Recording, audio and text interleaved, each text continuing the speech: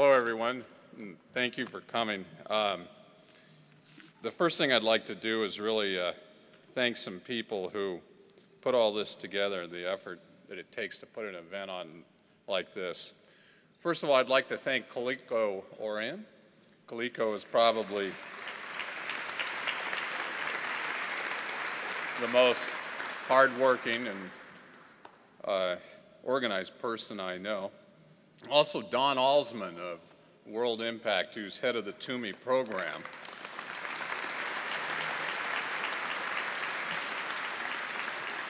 I can tell you that the Tumi program is totally academically legitimate because with my son Peter in Watts, I took a class on spiritual warfare, and one of Don's teachers was teaching the class, and I got the lowest grade in the class. So,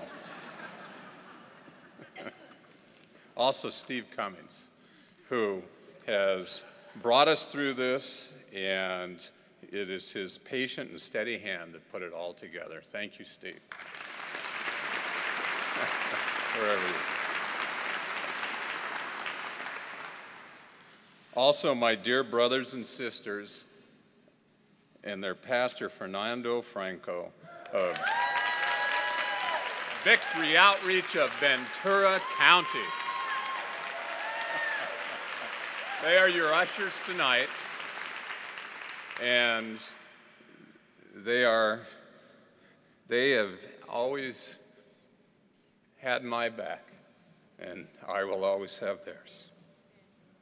And finally, our lovely hostess, Wendy Hughes. Thank you for the beautiful prayer and all your support.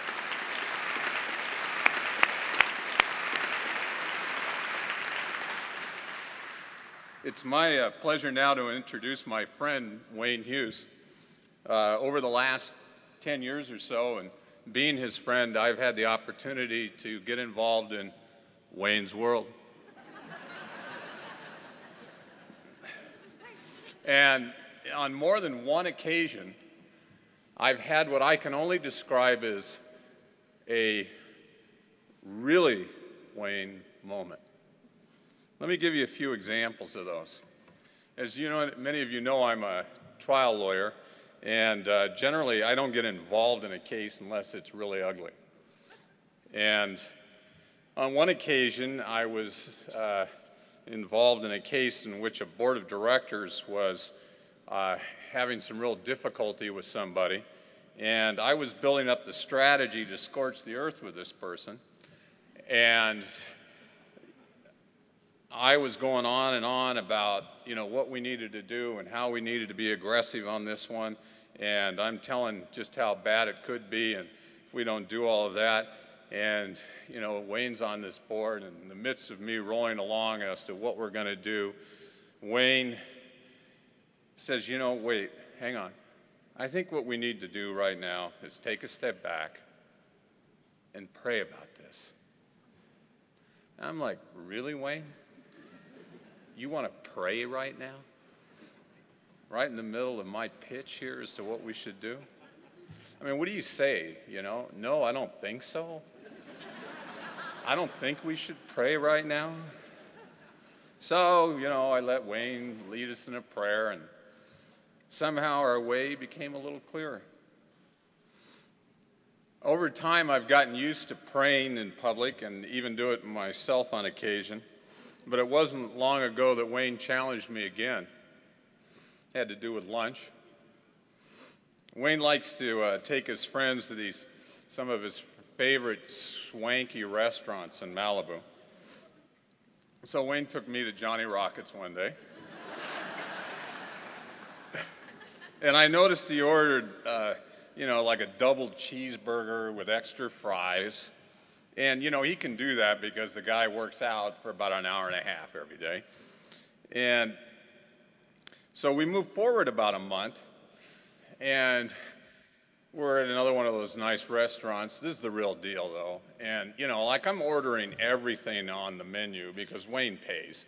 And it comes to Wayne, and the waiter comes up, and he says, you know, I'll have a green salad with vinaigrette dressing. I mean, that's it, you know? And I'm like, what's up with that, Wayne? Well, you know, Phil, if you really have to know, I'm fasting. I mean, really, Wayne? You're fasting? You know, I made it real clear right then and there, I wasn't going there. I am not about to starve myself or give up lunch. You know, the prayer thing I could deal with, but not the fasting. So, my last really Wayne moment was just a few months ago in Sentinella Prison, and you've seen, you know, what we did there on that video. And in my chosen profession, I've heard a lot about state prison and the stories about what goes on there. And I've had to represent people who've been to prison hundreds of times. And what they'll tell you is that the streets may not be safe, but prison is worse, much worse. They will tell you that the most dangerous place in America is the prison recreation yard. I mean, if it's really going to go down, it's happening there, and it may happen in a mass riot, and they call it a gladiator ring, or just the yard. So I got to tag along when we were making the Tumi documentary we just saw, and while we were inside this level 3 prison, I decided right away to make friends with the guards. And as we were finishing up the shoot, as we call it, as our director Todd calls it, we had to get some shots of the guys out on the yard. Okay? And you know, there they are. And now this is a little fuzzy because it's shot behind a 2-inch plexiglass window which is attached to a steel door. And when this was shot, I was standing safely behind that door in the camera that was shooting it, talking to the prison guard that was there with me about, you know, what are the blind spots on the yard, you know, where's it going down out there? And he's explaining it to me, you know, because that's what I'm interested in. And while I'm there looking out, all of a sudden, Wayne walks out in the middle of the yard. And then I see him close his eyes and pray with these guys. And I think to myself, really, Wayne? Coleco was standing next to me, said, maybe you should go out there too.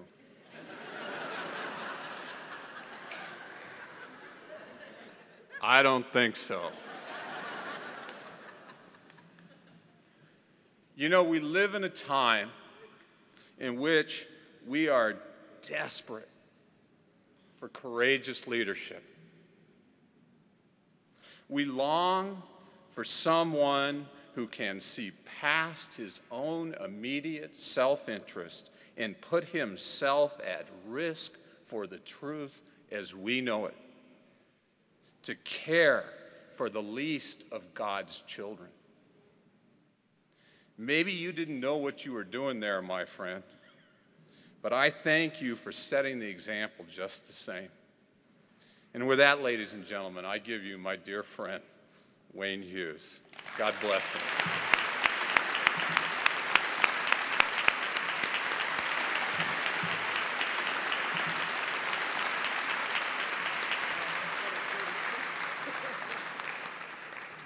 Good evening, everybody. You know, when Jesus sent his disciples out 2 by 2, he knew what he was doing. He didn't tell me I was getting Phil.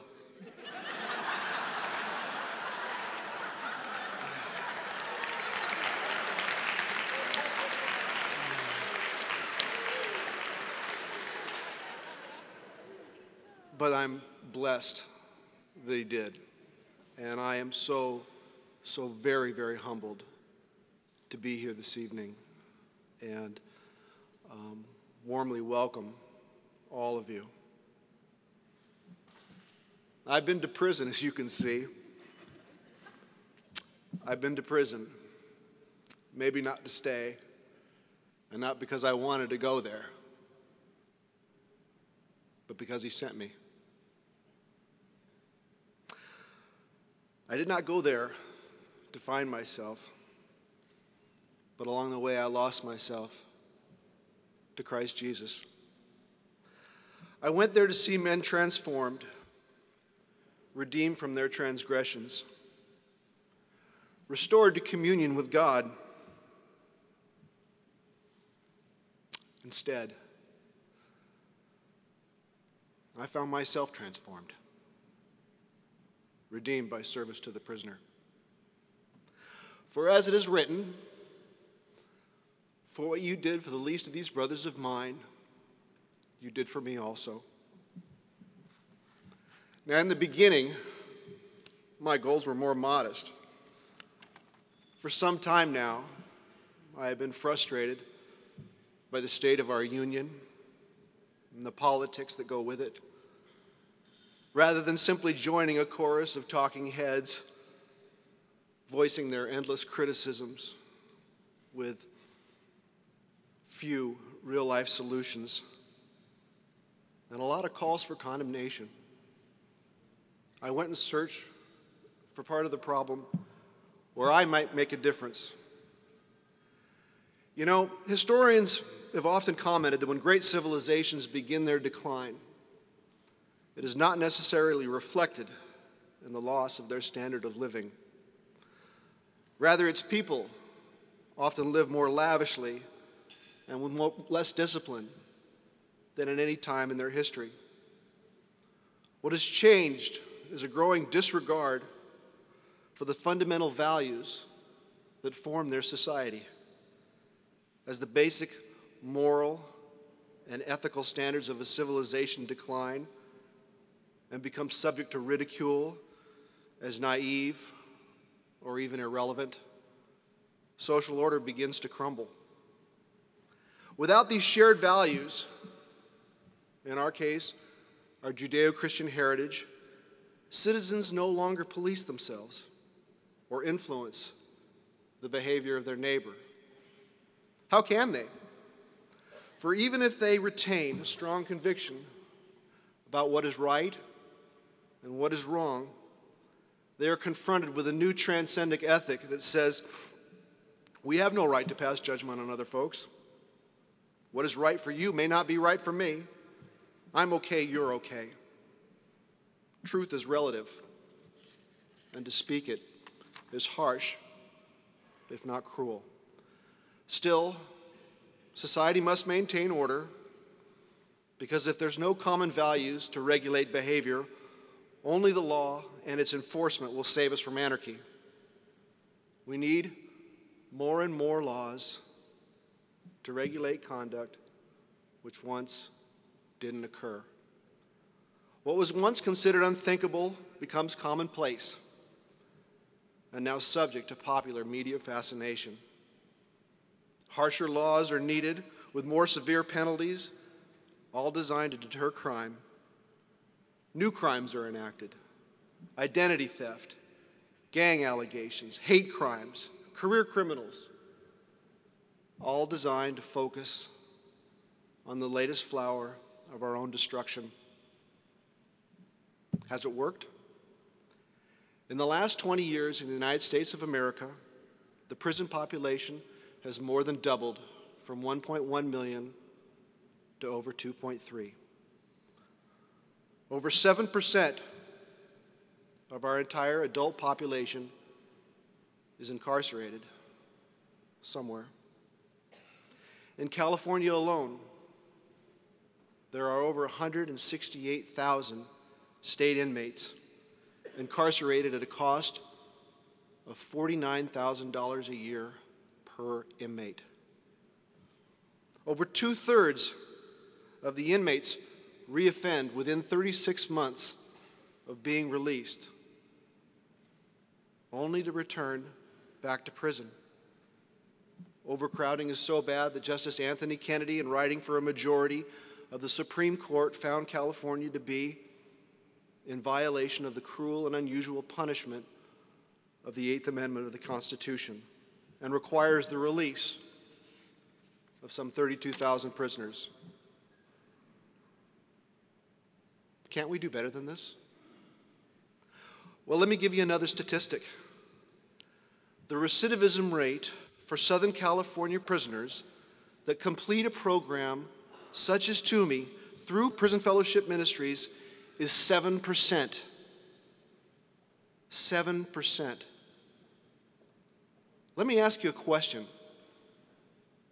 If we found a cure for cancer that was 93% effective, don't you think that we would spend all the money, all the time, and all the effort to bring it to market? So why is it that we will spare no expense to preserve our bodies, and yet we struggle so mightily to renew our souls? Change their hearts we must, but just as we must change our minds about what works and what doesn't work, the future of our society is not dependent upon our financial resources, but rather upon our commitment to saving those souls most lost within it. Over a year ago, I was meeting with World Impact in Watts. We were looking at a school that they had taken over the management of. We got to the subject somehow about Tumi and their partnership with Prison Fellowship Ministry. I was told how there was a concerted effort to turn prisoners into pastors, to take the inmate who has given his life to Jesus Christ inside the prison and support him in his ministry outside the prison, back in the very place where the world subdued him. I immediately recognized a pattern of God, a pattern that's been played out in my life and in the lives of others that I've been in ministry with. And the pattern is simply this: that the Lord will take a disciple and, like a good shepherd, take him back into the place of defeat and now give him victory in Jesus Christ's name. It may be that we take up the struggle and fail to provide a complete solution. Things may even get worse. We have no guarantees of worldly success. It is rather, as Mother Teresa put it in 1979, when the media first noticed her work, and those of the Sisters of Mercy working with the sick and dying on the streets of Calcutta. Having been awarded the Nobel Prize, the secular press could no longer ignore her work. They were therefore compelled to report upon it and to scrutinize its significance. One particularly cynical reporter set up his question with, "You know, I see the good work that you and the sisters are doing for the sick and dying in this poor country. But can you tell me, Mother, is it any better now? Is it any better after all of your efforts? Is it any better now than when you started?" "No," she said. "If anything, things are worse now than when we started." So with the sought-after answer in his hand, the trap was set for the inevitable conclusion. So what difference does it make? All your efforts on behalf of all these people, if nothing has changed, why do you bother? And to this, she simply stated that God calls us to be faithful, not successful. You see, it's about obedience. It's not for us to decide the ultimate fate of this world. This we leave in God's hands.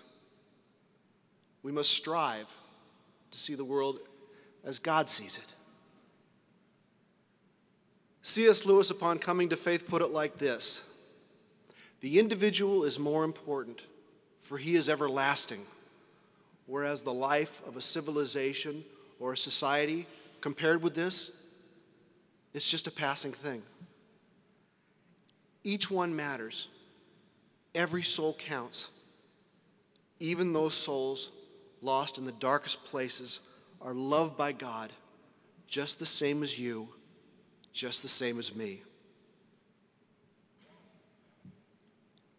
For all of us, there are other challenges just over the horizon. It's not our responsibility to master all the issues of our world, but to give of ourselves.